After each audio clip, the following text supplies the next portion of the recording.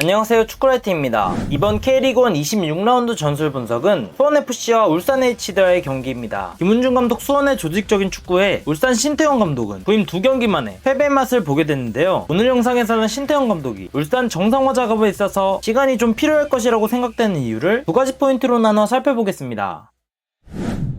먼저 첫 번째는 전술적 완성도, 그러니까 팀 조직력이 여전히 회복되지 못하고 있습니다. 특히 그 부분에서 이번 경기에서 도드라진 문제점은 중원조합 밸런스에 있어서 큰 문제점이 보이고 있다는 것인데요. 이번 경기 신태용 감독이 들고 나온 울산의 중원은 고승범과 보야니치의 투미드 조합으로 배치됐는데요. 거기에 오른쪽 윙에 위치한 이청용이 좀 안쪽으로 들어오면서 볼 전개에 조금 도움을 주고 루빅손이 파고들어 공격을 전개하는 형태의 운영이 많이 보여졌습니다. 왼쪽 센터백 김영건이 볼을 잡고 있는 상황에서 보시면 왼쪽 윙백 최석현은 인버티드 형식으로 안쪽으로 들어와 위치해 있고, 이러한 상황에서 고승범이 넓게 위치하면 보야니치가 중심을 잡고, 반대로 보야니치가 넓게 위치하면 고승범이 중심을 잡는 중원 투미드 조합의 유동적인 배치가 이루어집니다. 그러면서 김영건이 고승범에게 볼을 주며 수원의 수비를 흔드는데요.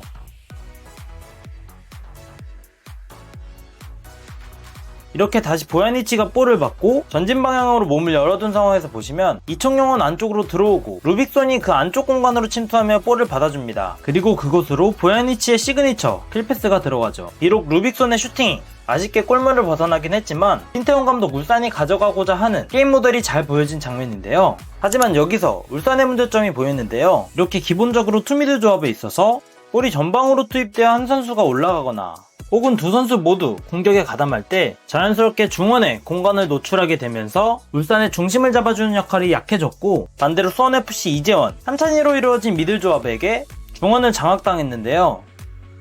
이를 통해 울산 공격 작업에서 수원FC가 볼을 끊어냈을 때 한 번의 위협적인 상황으로 전환되면서 수원FC 선수들은 쭉쭉 올라가주는 울산 입장에서 약점이 노출되는 모습이 자주 보여졌습니다. 말씀드린 포인트들이 잘 보여진 장면입니다. 이번에도 울산 공격 전개 상황에서 보시면 투미드 중 보야니치는 높게 올라가 공격에 가담합니다. 하지만 수원 미드필더 이재원이 끝까지 커버하며 볼을 빼앗고 옆에 있던 이시영이 볼을 앞쪽으로 길게 걷어내는데요. 울산의 조현택이 볼을 따내는데 성공했지만 보신 장면처럼 울산의 중원은 벌어진 상태에서 고승범 혼자 위치해 있고 결국 수원 미드필더 루안에게 떨어지는 볼을 헌납하게 됩니다. 그리고 루안은 기술적으로 고승범을 벗겨내고 기다렸다는 듯이 침투하는 안현범에게 킬패스를 넣어주며 위협적인 뒷공간 공략 장면을 만들어냅니다. 이번 경기에서 매우 중요했던 수원의 세 번째 득점 장면 또한 마찬가지입니다. 울산 조현택이 길게 볼을 걷어낸 상황에서 보시면 수원FC 투미드 한찬희와 이재원은 라인을 같이하여 안정적으로 중원을 잡아주는 모습을 보이고 있고, 반대로 울산의 고승범과 올라오지 못하고 있는 보야니치는 서로 동떨어져 있는 모습을 보이고 있습니다. 그리고 해당 경합 상황에서 보시면 울산의 루빅손, 이진현, 고승범이 전진 방향으로 뛰어나가고 있는 상황에서 수원의 이재현이 에릭에게 강하게 붙어 볼을 빼앗아 오면서 중원 밸런스가 무너져 있던 울산을 상대로 한 번의 위협적인 공격을 전개합니다.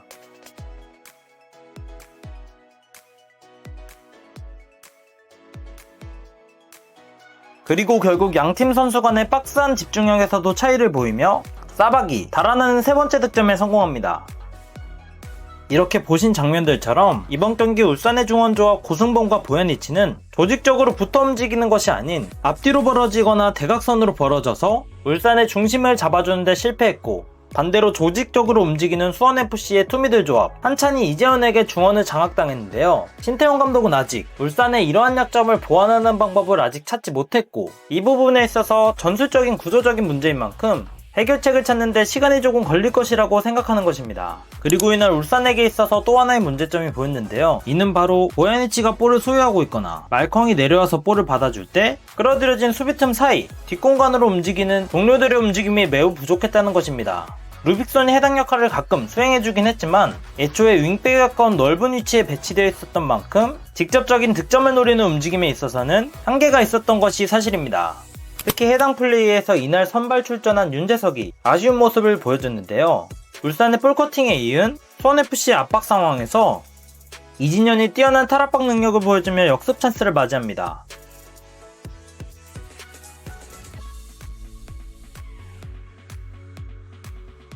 그리고 이어지는 3대3 상황에서 보시면 말컹이 넓은 쪽으로 벌려 들어가고 있기 때문에 윤재석은 안쪽으로 빠르게 움직여주며 직접 패스를 받거나 아니면 이진현이 안쪽으로 가지고 들어갈 상황을 만들어줘야 될 텐데요. 아쉽게도 윤재석은 이러한 움직임을 가져가 주지 못하며 역습이 끊어지고 말았습니다.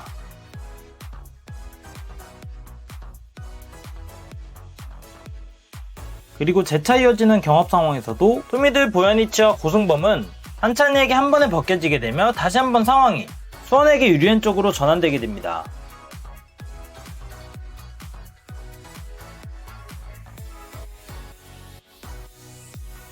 볼이 왼쪽에 위치한 이번 장면에서도 보시면 역시 고승범은 낮게, 보야니치는 위에, 앞 뒤로 벌어져 위치해 있고 고승범이 볼을 받아 적절하게 반대로 전환해 주는데요.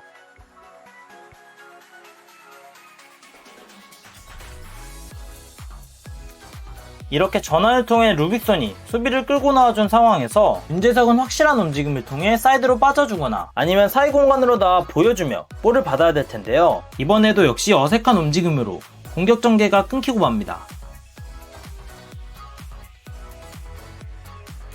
그리고 역시 또다시 반복되는 수원의 역습과 울산 선수들의 빠른 수비 복귀로 인한 체력 소모가 발생되고 말죠.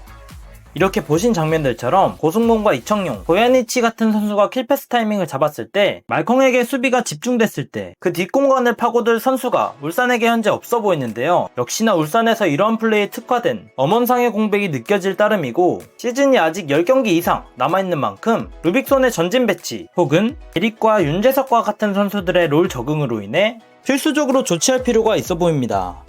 다음으로 두 번째 문제점, 현재 울산의 코칭 스태프 구성에 있어서 강한 문제의식이 느껴진다는 것입니다. 신태용 감독의 지도자로서의 평가와 커리어는 성남 시절 AFC 챔피언스리그 우승, 국가대표팀 지휘 등 사실 이전의 김판곤 감독의 커리어와 비교했을 때 충분히 울산의 사령탑을 잡기에 납득이 갈 만한 인물인 것은 맞습니다. 하지만 현대축구에 발맞춰서 K리그 또한 역시 날이 갈수록 코칭 스태프의 세분화와 디테일, 분업화가 너무나도 중요해지고 있는 흐름인 만큼 신태용 감독이 아무리 대단해도 혼자 모든 것을 컨트롤할 수는 없을 텐데요. 바로 여기서 문제점이 발생합니다. 현재 울산의 코칭 스태프 라인업 중 경기력과 가장 직결되는 코치진을 보면 전 심판위원장 김동기 코치, 직전에 대한축구협회 심판위원장을 역임했다는 점에 포커스를 맞출 것이 아니라 그의 지도자 커리어가 거의 전무하고 17년간 행정가로 일하며 급변하는 축구 흐름과는 동떨어져 있다는 점이 포인트인데요. 과연 그가 국내 탑 퀄리티 수준으로 구성된 울산 선수들에게 설득력 있는 훈련 프로세스를 제공하며 나아가 발전시킬 수 있을까에 대한 큰 의문이 드는 것입니다. 여기에 팀에 잔류한 박주원 코치와 새롭게 합류한 고요한 코치, 둘 역시 선수로서는 의심할 여지 없는 스타 선수들이지만 지도자로서의 경력은 아주 얕은 초보 코치진인 것이 사실이죠. 물론 신태용 감독이 시즌 중도에 부임하느라 코칭 스텝을 구성하기가 상당히 쉽지 않았을 테고 잠재력 있는 코치진을 육성하고자 하는 취지도 있을 것이라고 생각이 들지만 개인적으로 울산은 직전 시즌까지 3연패 챔피언을 수성한 4년 K리그 대표 클럽 중 한 팀인 만큼 충분히 검증되고 준비된 실력 있는 코치진이 팀을 이끄는 것이 좀 더 맞지 않은가 하는 아쉬움이 드는데요. 때문에 일단 구성이 완료된 만큼 잔여 시즌은 지켜봐야겠지만 시즌 종료 후 부분적인 개편이 또다시 이루어질 가능성도 충분하다고 보여지네요.